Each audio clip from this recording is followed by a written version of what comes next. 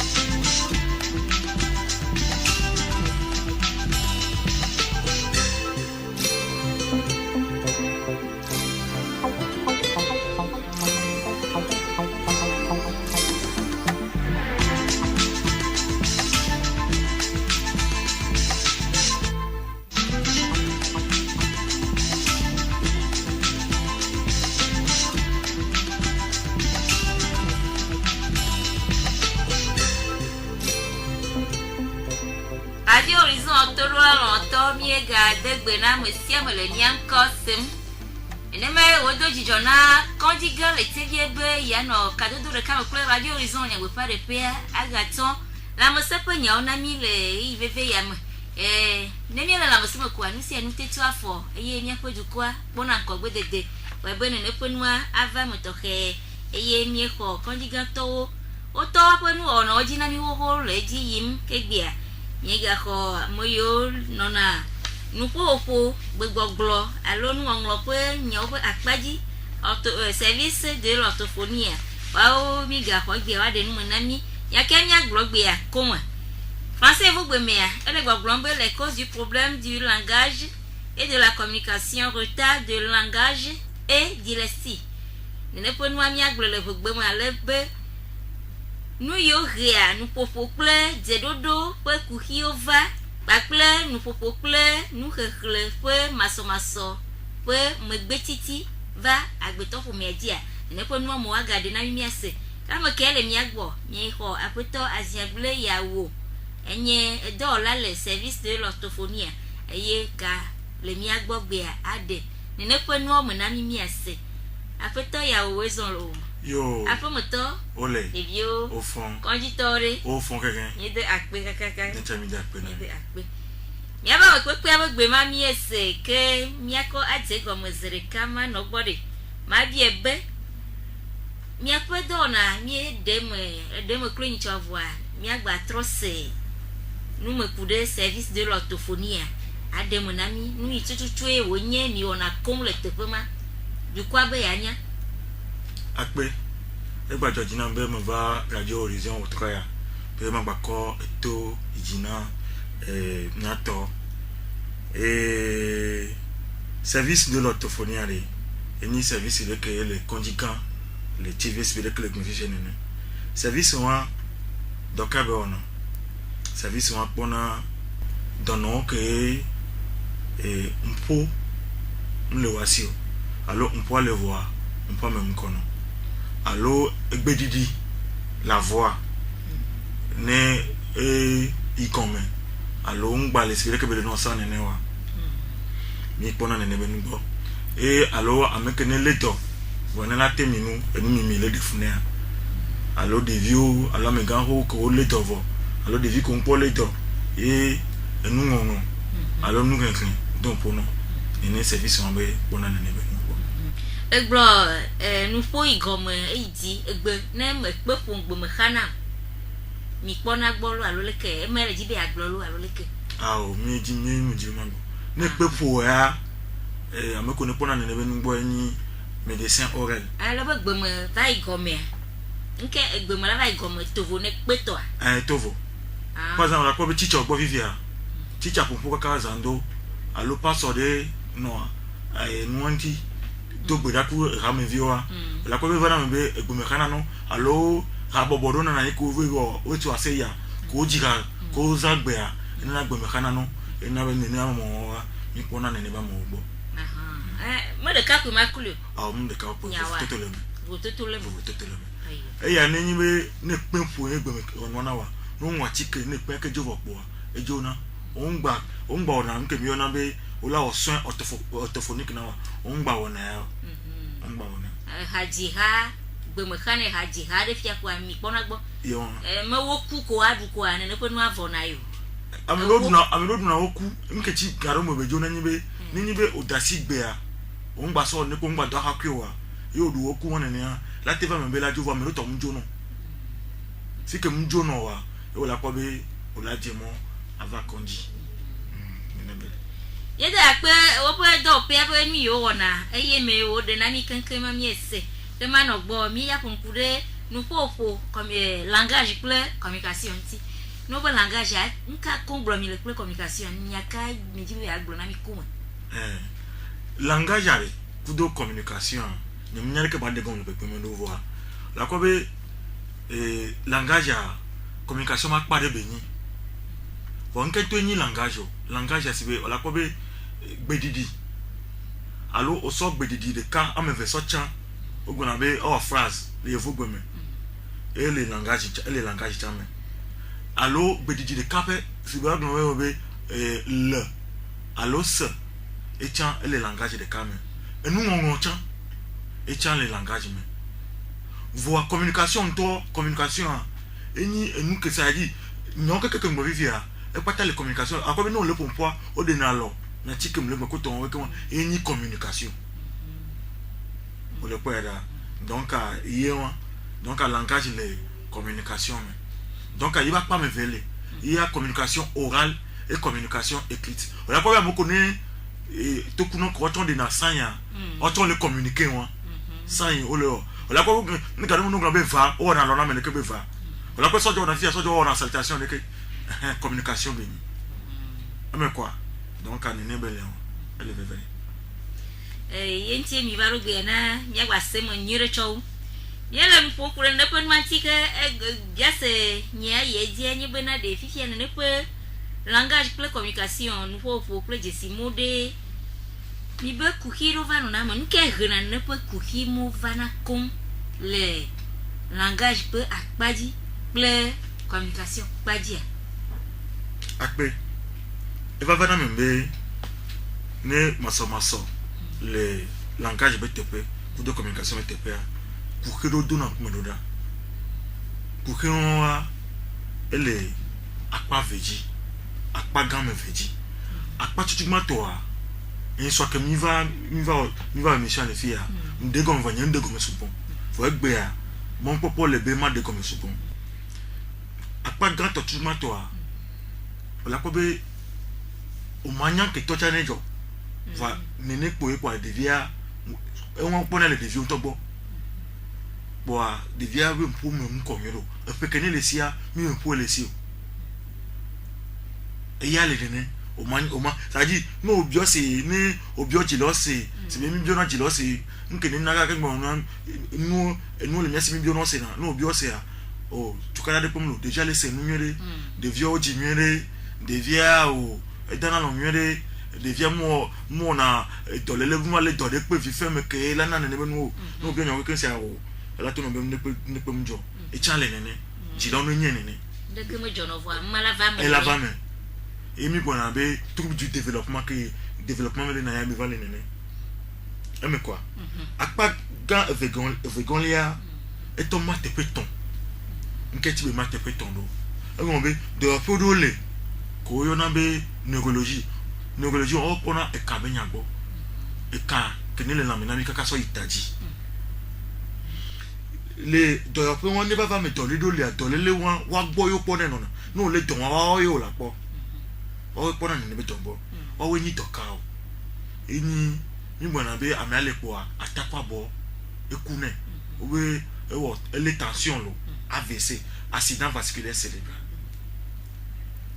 la te va menene e va na membe na me accident so ta poignet comme o so ta poignet e kakane no dia so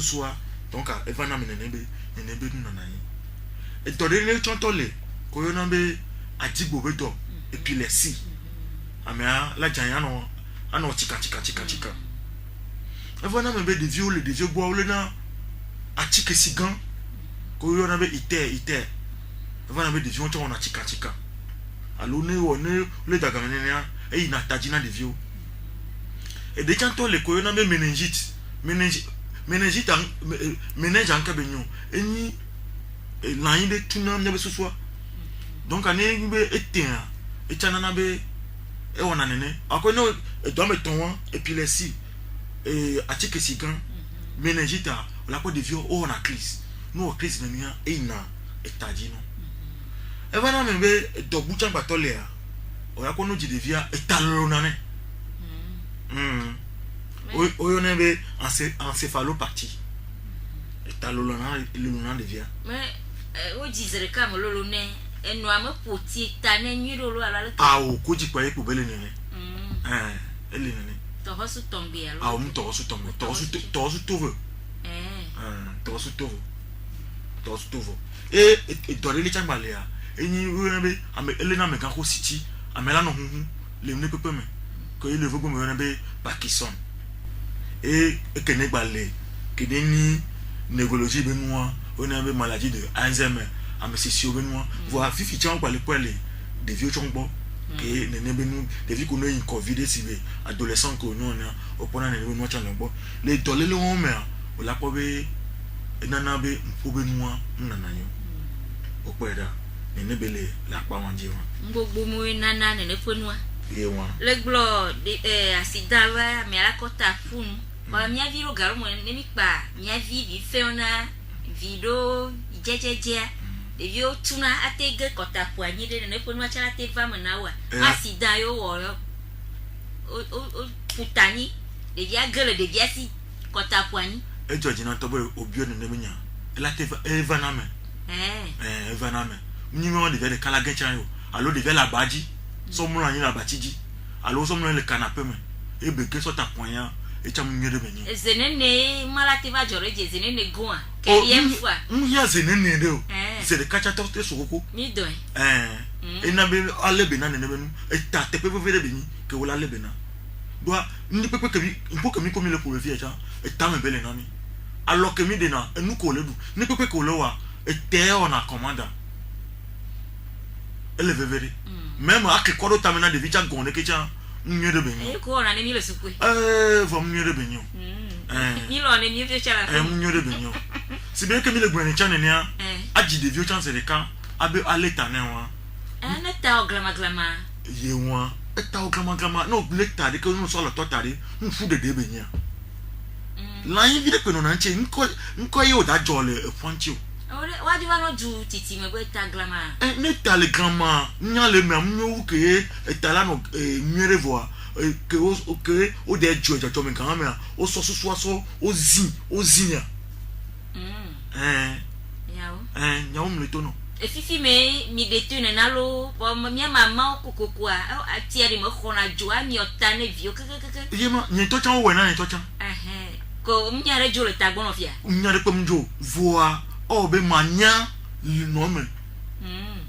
ele si bi ke po san opo mi yona atikere ke jen wa ko so do na bi san mi ko krom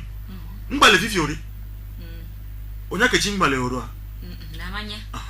ndele me ko yona be meku ke gbin na la gbetonti ke mignon yo voton zen na chamizen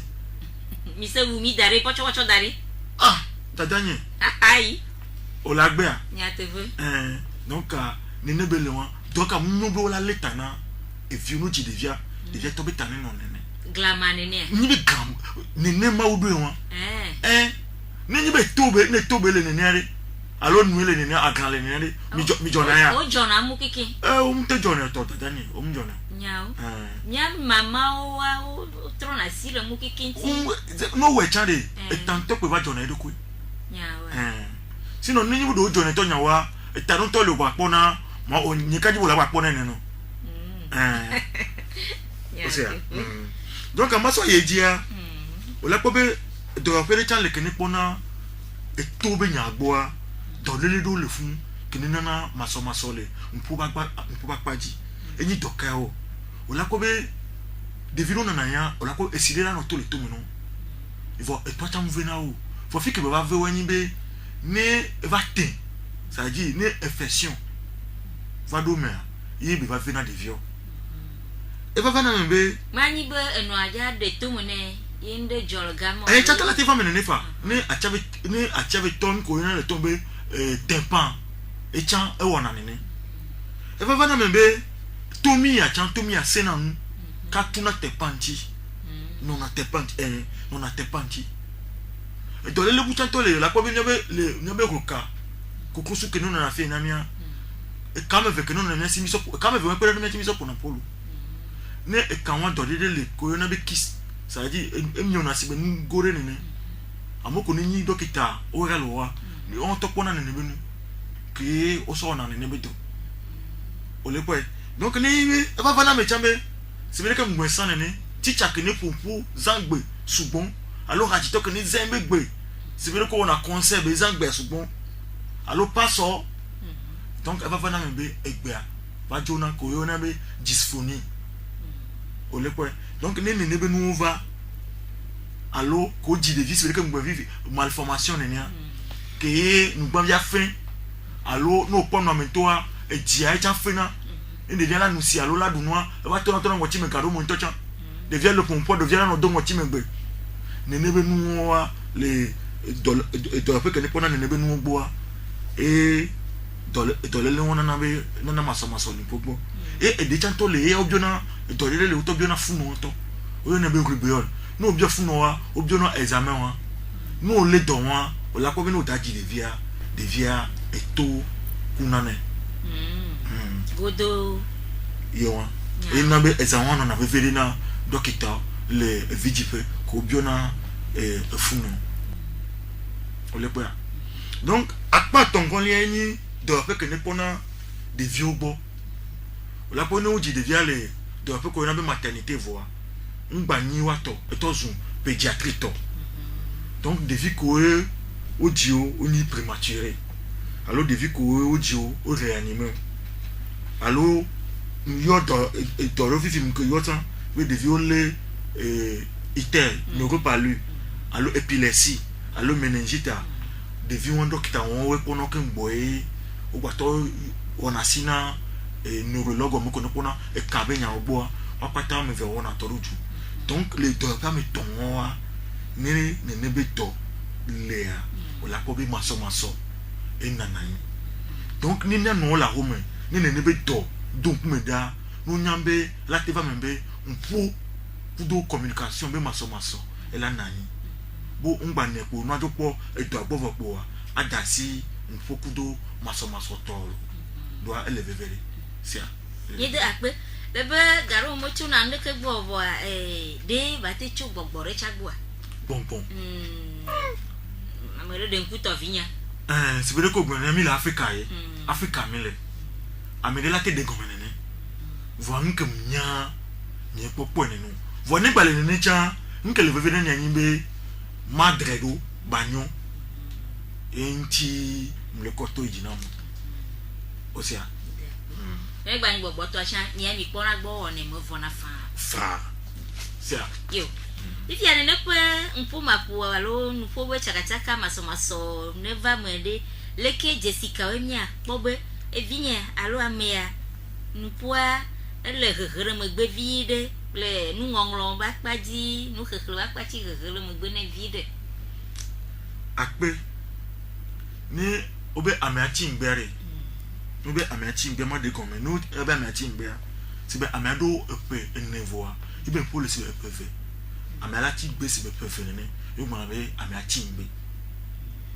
vone nyibe nyi pede kalo pede kakufan na nyabe chi ngbe vire fo be na me ke chi ngbe ekpo na nyabe epeve donc ne ke chi ngbe peve po na nyabe ojebe ola pleva ola dredo vone nyibe pede ka alo o traitement de on ne nyibe itokele ivo po akaro mo no to granado Jessica we no na ne nebe no bene devia timbele popo mo ola ko be devia no bio enya nda do nya chi il faut bon be mark jimu ano poko ala no popo mo ni bele ame avon yo pression rocha no na amero jigaru mi mnene o ko devia la no popo ça dit nya chi le pe me tam ne maso do nchi wa garu mo la ko be o be devia njibe akompo e fo nya chi le pe me si even na me cha be o be o la ko be no po devia ibe nya chi wa musu na bon ne gba subon cha et non a pauvre c'est-à-dire nyachi do policier de cas pour bebona mo no na nyam ye won no na esi o le po e garo mo to cha no bi onya de via ma dure chambe ba gonya de peton parce que e jibe akon pauvre nyachi no ponton kam da gonya de ko il y a pas na me chambe ne ne be de vioa comme nyachi su bom le wasi wa aso susu ya so chan c'est-à-dire les organisations mais on te won echo e de na funo fu de chama na me be ne ojimi ne so in to chance be ko gun e che na to so chata nda tewe e va na me chambe e ngom sese nva na nanyo le devi onbo opera donc a jessica oni nona reta a chimbele mpo benua e mewa ça dit ni dilo ke pone ne ko be ibe vi ya ne ibe nya madonchio e po be nya chi vede pe na si na obi nya kwa nya wa ko bagun alo ma dure to chan be ba pompo alo no bi nya kwa ela bo no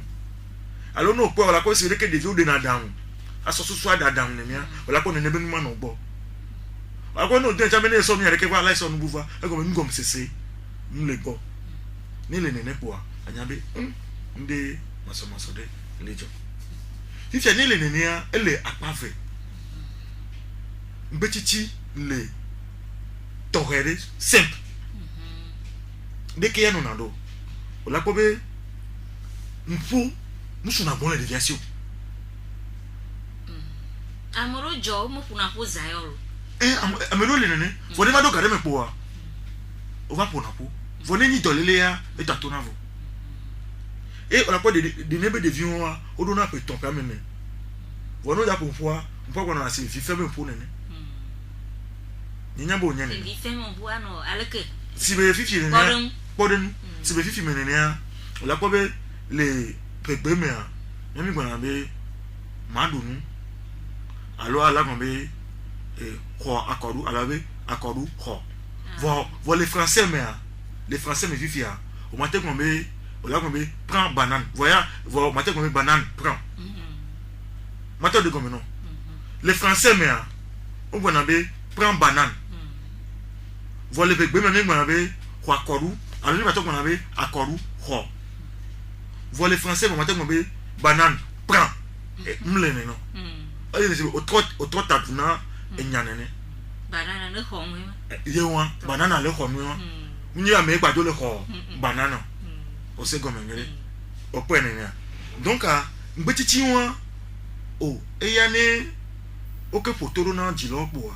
on to ke o no po e o na do kwa e de na do vo mo nya de ka vivi ala ko be mponji po e mpola to na deja no na esi de ko akpa velia ke ne le nyi be mpopo acha ngome sisi acha ame vo pata nna na yo kura ko vo ne nebe de via e nyana nto ajo nyana ya susume nyana ne aleki mi obo nyanwa me am popo mu ngome semu e nya aleki mi doje si gbelu nyaro ye won ne eva nya gbo ne no so adambe nu na sibere leke wala so kopo do no na nyasi no so ne be ne do nu ya na ya wala ko be la do ino nkene kenya dambe nu po ko wala alombe do wala ya onu apo wala ko be ame awone ele sibere ke ko toku tombo ne toku mle pompo vo toku nyana nto ye won opo ene ne le nkom se ba pa goji ya tisika wala te no fun ke ye wala te po wala ko be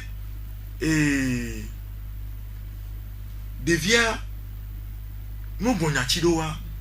ke ne nya chi won so a nte se ngom boden mu no gon eto kudo etoa sibe montagne kudo oreille ne ya ndanya vo totole mu vo les français mais boden les français mais no gon douche kudo toucha comme osoa akon vo totole mais yi pe ni te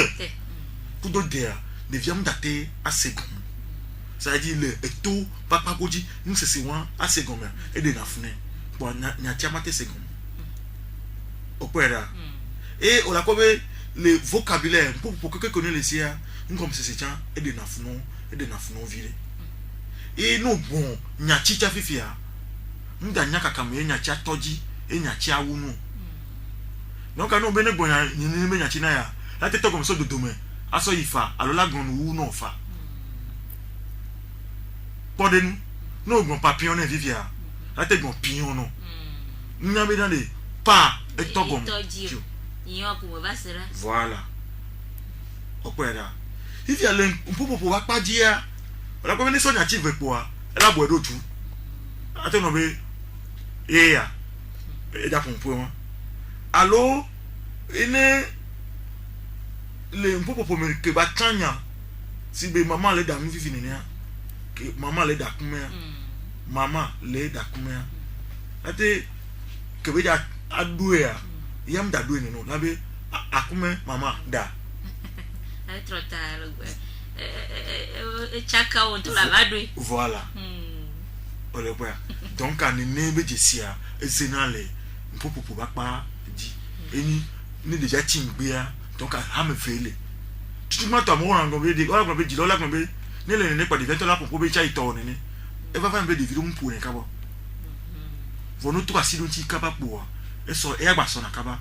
akpa velia ala ko be ne jam le pompom ba le se go me chanwa e se nana de vion so donc a Jessica ne nana ye won fifia le nko yo be jisilesi are ni amam tele renouwa yo na le fogo be jisilesi problème de lecture yo na be jisilesi nko le nko donner l'eau à l'oleke ni pour le don pour nku ah nku vio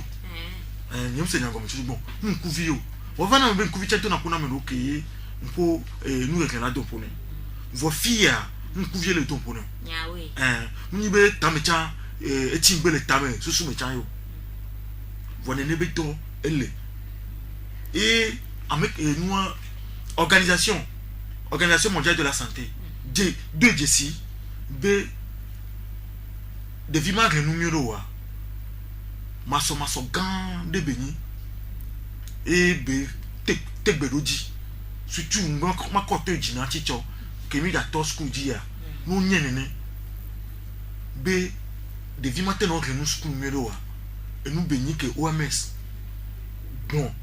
soit tek bedoji di do desi be e nu beni ke de nafuna de vio ni troupe spécifique du langage écrit et le verre to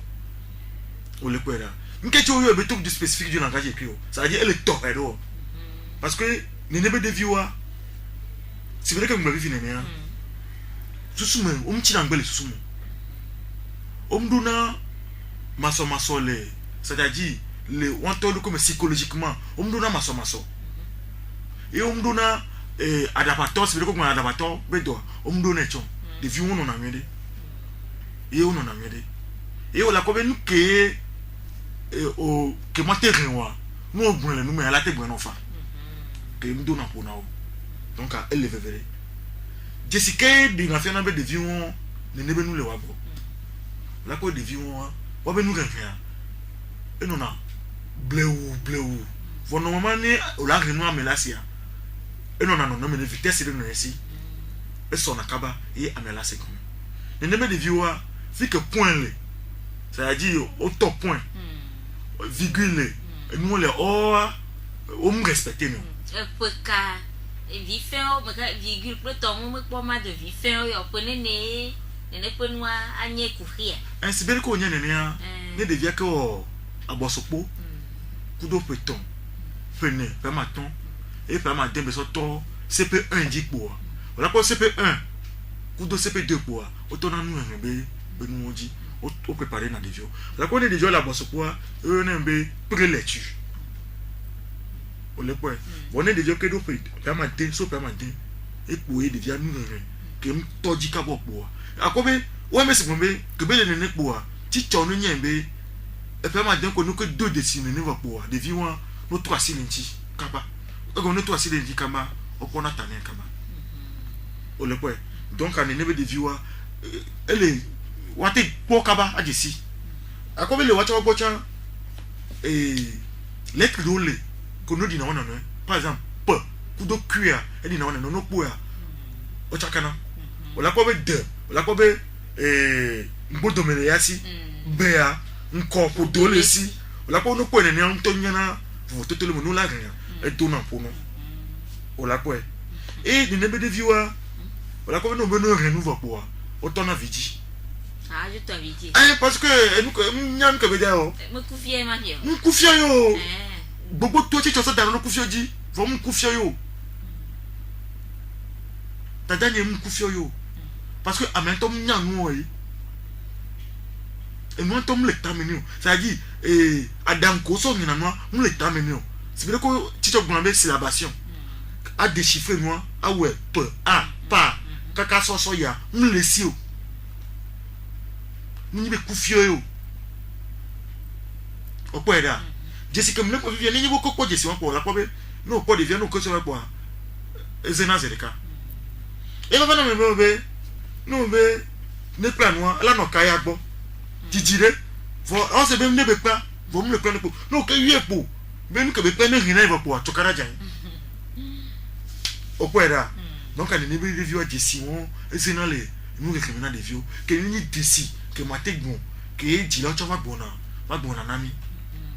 le quoi faut dire si bouton tolé la connaît ni be o lord to kona de via ni vanya gomi o to kona e pa ton sena le nous be nous me que e de national que mategno faut ni manga gbo kwata le pa to titi mu vo e won e le kuta que wala po a do desi donc nous pone ne be viwa nous toi si teacher et teacher ta pone ne teacher et toi si miolo Vana me le ngonglo ba pa ji chen écriture vana me le ngonglo ba pa ji voya ka mu nya va ji si be ke po radio horizon na mi popo ne ni ba vana ne na ma nya va me ba gbon cha ele vevere que si tu as ma dola de Jessie ne peut nous si tu as monté de Jessica va ouais quand tu trouves va non aider si tu as boire mo chuchuru alo de via boy ni mate gbon be so teacher gwa lo so de via bo de via ya enwayam nyo ku kele bo teacher chan teacher icham nyo vo fifi me mi lo oto nka chi mi be mi lo oto do eva mi so be consider que ne va ya nyo amoko ni orthophonie so wa nyo takwe gane le lome ke oyo na be congrès ke mi invité ame gbogboro mi invité teacher chan mi invité ministère de l'éducation que ne pona ne be no bo et que o tegbero je mi be la va mi be teacher wa nyo be tudoro wa so fion que wala no nya ne be nu anon do décider vivon que wala no pelo wa chikaba nkanye majiji wa ministère de l'enseignement elle a tonne ne be nu ji que elle a pelo nya chenyanti sia kama gba hia be de via gbe tonne ne fun maji kwa kola itamone gli wa ta gbo kunonto mignon to wala ke wo wala ba ko tolo gama mignon voyez bo la tek pelo de viwanche wa jesi de via anye be kukia wa ko la pelo chida no ke we akpo e kanado e ma na mi gbe ro de kwa e kanado mo godo to nya po do la po mo de mo ke mi aye di fifi ne pe nu ma fo pleto de non mo ka wa te a reva kuki kawe wo na bana conséquence mo chum ke la te a jole de via di lo kuki allo e mo chum de la te va ti cha ba pa di lo agbeto ko mi adia e ba po mo ko li ka ogbo ai akpe nyati won nyati mi le benyi ngobe ne kukede le akpo e na nde so na ame ba gbonti e gbi na nde kokoko me de via ti gbe lompo me nke bona na de via tutu bon la pone de via mu téléphone pone wa to le gbin la ko be la devo na ipo la no tini la na ipo ke vi gere mi pono na ipo a nde ma jojolo die ni be na bo ito jone nai ke me ne na joy de vilo jona nene ko na ipo fo nyim da gbon be obe mpu pa pagoji pe na be de via le po ne no nu bu chato na na ko yo na be affection ke mi na be psychologue o de na ko menwere o se gomme e chan le nene o le po e va na be de vi ke mpo le nene ne de vi de do na nya uno na agité ona tokara o le vovovo e do na ipo do ona tokara o do tata ona agressif do mi malove je wa ai go ma to gbonya ke ya mate gbon wa nke ba wa la tutu amia awon tata tutu fe pa e to sun bu o po era si tu opo ne le de vi ke toku na o la ko de vi won ono na agressif ona tukara ona tepeko kukona ona jirka koka amoko ne klikona ya watatovo watatovo wato etonyibe enyale jiji no voa kombe ne ko le popo kaba etom da teto bo ebe po agbo ho ko jokuna mezereka okwera donc ani ni eyale c'est mazako mire if you are the neighbor de viocha ola kobe le sukula wabe towa eyi na ngudome parce que chicha na kebele bon on laisser comme on le bonne deko ça dit moi pas me participer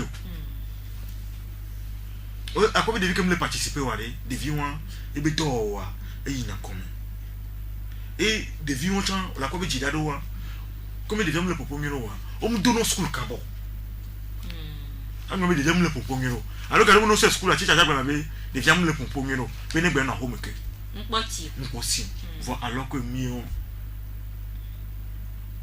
opon ke mfone de via timbe no opon ke bele de via bagbe me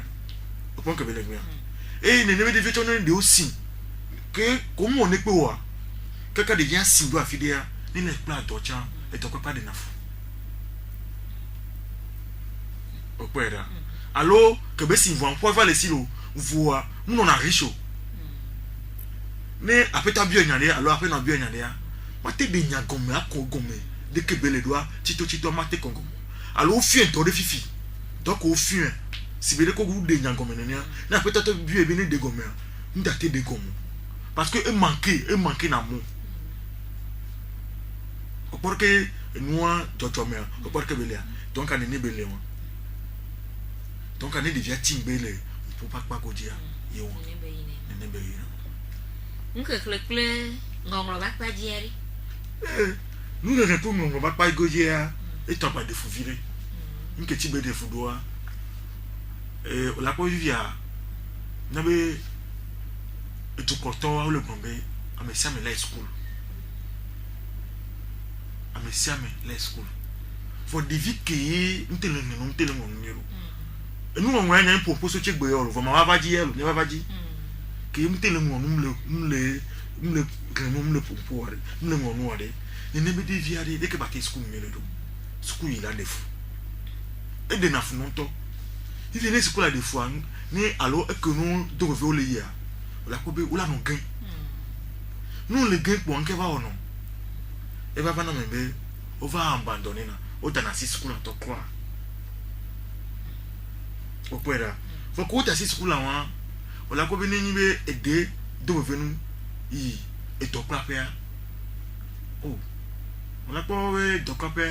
e na mi le lu ameke mtele renu am ni be mtele pompo mi lo o fo na pomere amono nya vo to le menene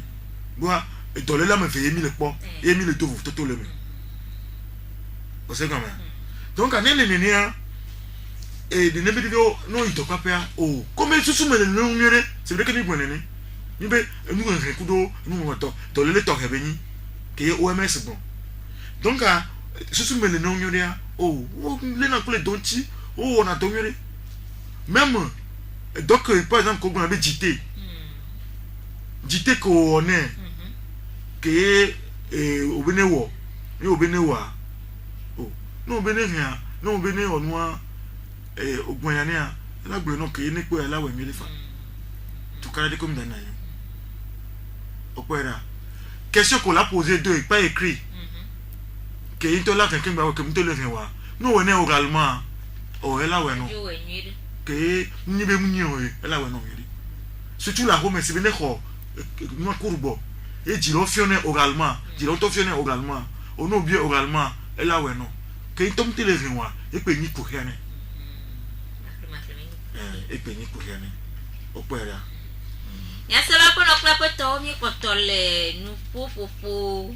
gbegbogbo pe nya o mo kokoko pre nya pa me kekea mi do kam azonfa abia nya se atope alo adonse de yola le tepe ya le mien ko no ba 91 24 24 65 98 60 98 62 abia nya se adonse alo atope fa ne nye chope le no wa e de te po le po da se video anamia se le tepe ya yele mi asime to ro anyo egele mi chanya gwazo yo apetoye ajeglo ya mi ko toleji no po manyao ifiade devie metikle na nu nyiro voa ebe kriti ya le fain morobo yiro abo français amete wono mu kekle ame no na kekle de kreker voa ebe kriti ya nyu na nwire emade yesa glenade mu kekle ame nya kekle kura ko metikle na tutu ta voa mroya fain elene des vidéos là la quoi nous rien étonnant pour nous voir né l'angle noir la tête mon numéro nene be des vieux chan o chon le voir à pas que ne les nibe de vie que m'te mon numéro a m'te rien nous cha numéro et bon be ne mon numéro a de que bater numéro opera emabe enu mo ngano mo a copy teacher copy po e la copy alors teacher nendo collège school back pa avec on les no ojo le primaire donc on va collège neni be que teacher le tité no po e la nwe e la soyi opera donc on ne belé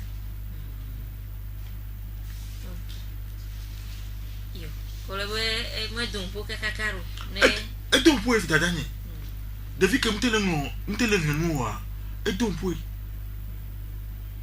vo vana me de video bo apa me vena nan ngora cha le cha e donampo e le mo depuis que mte ngona numero wa ola ko be la rien nu lo vo mu to be le ren e jana me kwa po vo mu ne ba no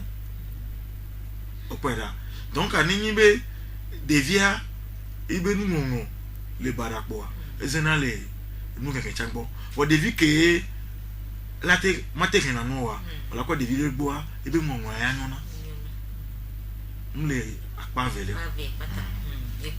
iti anu ko nwa de nyate po asito trode le kukimu kikintia asito trolate no ti na nyanyao asito to kenate no ntia la techo de kareka e wati weleke asito to kenena no ntia si beleke bele ne deja chingbe le mpome dila we dona de si tutuma ne dila ko do de si vopore no tete gogo do pe kan kondi ko la porte pe que ne pona ne ne benugbo ole pe si we ngwan sa ne be deja chingbe a efv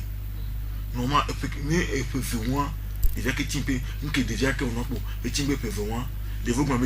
moins de 4 types ni que les ne va pour et ne be devia et je bono pour va déjà timpe ni be tila on to la patredo alors on beno yo que le pompo alors no que brende tila do beno yo brende aro de vieux to quoi be tila ba et tila son pour la pompo ah ou on de vieux nous se bon blé le quoi et je pour la tredo opera vonne ni be pompo nous ne ba pas go dia dila dena dosi ti chochon dona dosi ne dila de dosi a dila ne tete koko chicha okyo akasim non pas seulement ne mpo ngwe mapa gojo ne devient to pour nkenya na le school ngeno po dila no so do ro koji kwa tete koko na chicha nkele jo ibevi yare matière c'est-à-dire toka me mto na tongero de ke be sona le ke belelo ole ko donc no gwe na chicha ba po a chicha ocha si de ke mi le gwe ne po mi le koto ijino ne po ocha le se ne ba po ocha ola tete so gogomi alo jilo tocha ola gwe no jile cha po jilo tocha ola tete gogo so gogomi no go no tete gogomi ne ya e nu su bon le mi ona ke yin so ke ne va yi ke va mo anwa nde go me vide si vede que soin no va le que nya o to po akpom ya akpo no me de que be le ke gba toji do nde go me vai donc ami ona ne be nu keke ni mi ona ne be nu vo po ni la pedo de vionti ole po donc vonne mi va le pedo wantia atona di lobe na le opona de viopona mtite vide po no na si vede que be le ni no ma do ro kekinki et au port si bien que tension met dans les nénés on n'a que va me voir en bélo chike mama oto lo alo le ke oh mni ma chike mu oto a chike ona ibe to tu ono yo yito la kan ko kede pona ni mi donjia la tino a chike ya ola no mi kaka ka be ke to jiwa po ola no mi kaka so do game de ke e ke ni adi do vivicha mu vono ola ko be mu rien eni etodea ça dit ne to de viaji no to jikaba mi drenendo akpa gantoa voa mu vona keken fo mu na be de via mate yi be sku kaka fi kebele ya mayo elayi kaka so yi voa kurenwa e de na potona na de vio adi di vire e di dina ni bi dina video di dina gbogbore to ke de via late yi be sku ke baya nyam je si amedia ele ne be to ke orthophonie se poboa e chato su chiche egbe balifion et te pas avoir témoignage nami e gba va ka gba e gba va fion mi ndele e cha gba nyam ndele orthophonie mi gba fion mi ndele donc a nene bele donc a ne ma gbe porea ni maçon de jo ti gbe ni popopo mi et nous rien de funa alors nous on de funa wa tete gogomi nous tete gogomi po de kebele lo po ni la auto la si surtout les nous rien kudo nous on bois oh ti lo to pena do mi tinto ni nyo de ka po na to e gombe ne de java nya go le kondi nene a ka popo de po na va potea a home et chichacha chakpena do mianchi chakpona de kemi la pedo et mi sopena no de fianchi 91 24 24 65 98 60 98 62 mi bien yase atokpe adonsen wala yele mi asime que fifi ane le nene mi jana bagba kle e ovona kle yele glo nene ko noa mi de apeleta be dododo vana de vio we agbeme ifi ale le amotiti opati de vio we nyako ma glo mi la amotiti o to de e cha mi e donedo kle amotiti to mi donedo vana me be amotiti o tangboa mpombo vana na yo sibe dolele ko ngonsa nene sibe AVC kamera AVC alors amea accident soit à point et le comme le plat ne nebe doya e va me be que mi konji que mi stage de kaje videpo e o accident ni o accident taka kareo voa eso ngobe fia so po ani la ko be ne be ngobe fia le yevo gome o ne be lobe frontal sous que ne le fina sous que ne le fina te pede le fia et on a programmation fifia e va me be de kaje vi wan informaticien beni programmeur beni fifia va me be ne elle a démarré ordinateur on te démarré ne mi pone ne benu voilà que démarrer ne va pas et on a porté que gama ko mabura ta mo ne viré opera donc et nous me gako changboa mi dranondo surtout à quoi me gako que ne les attaques pas bobe do qui eni directeur allo eni teacher fait nanu allo et so nanu enu ngongo so on a ebedo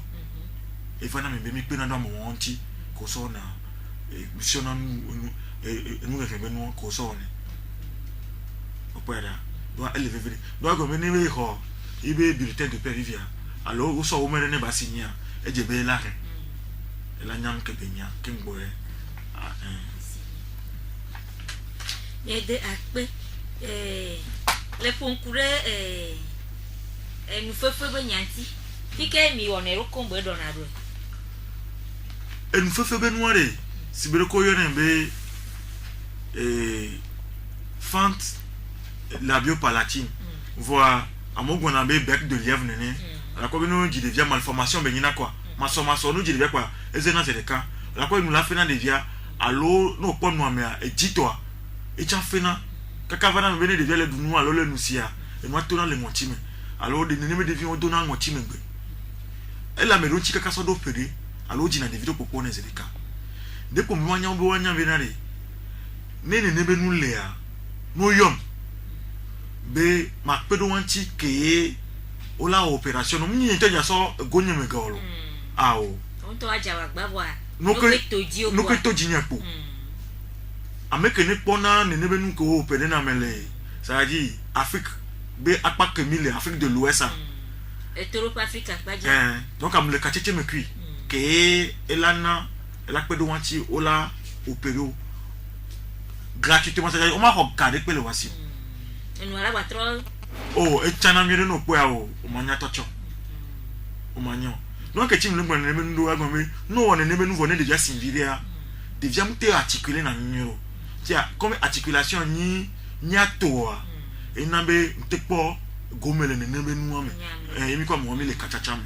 nti po e le ko to so ijino lo mato no be eleve video lo do nyame ne menu le ele gbogbo de karo mi chacha mo do so lona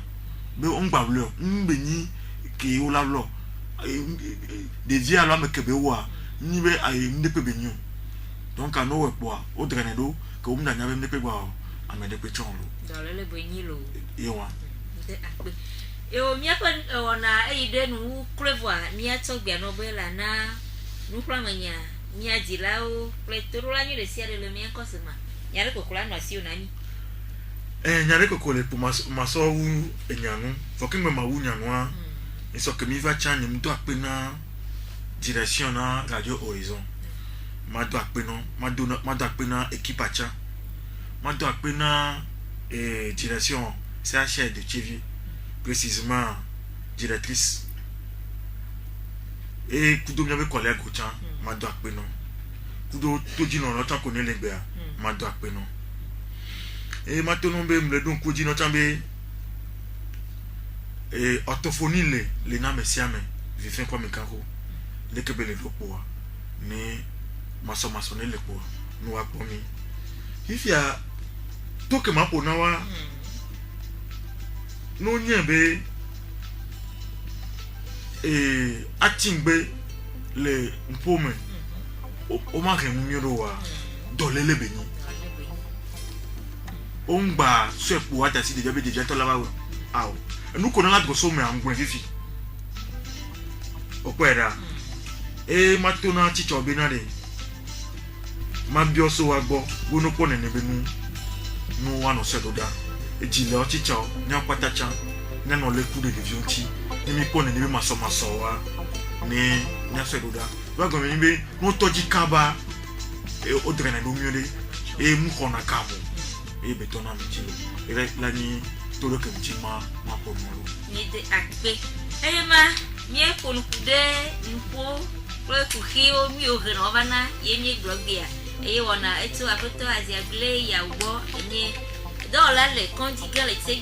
le service de l'orthophonie et ye me o de ngo kata mana mi ese ni ka libo mi la pomo ya fisi afi mi se mi ankola e no mo kona mi vona de mo kowa mi te gogo le contingent le c'est quoi nia akpo alofi chogbo ne po do pe agbele do yo po makwa ategogo alebe wa po vi ogbo alo akpo nto ogbo alebe nu si anu ato afo no ni ide yede akpe na mesia mo to di se wona akpe na Florent ko asile nu mi se dia soto magigo eyi anenyu na mesia mo lo bye bye.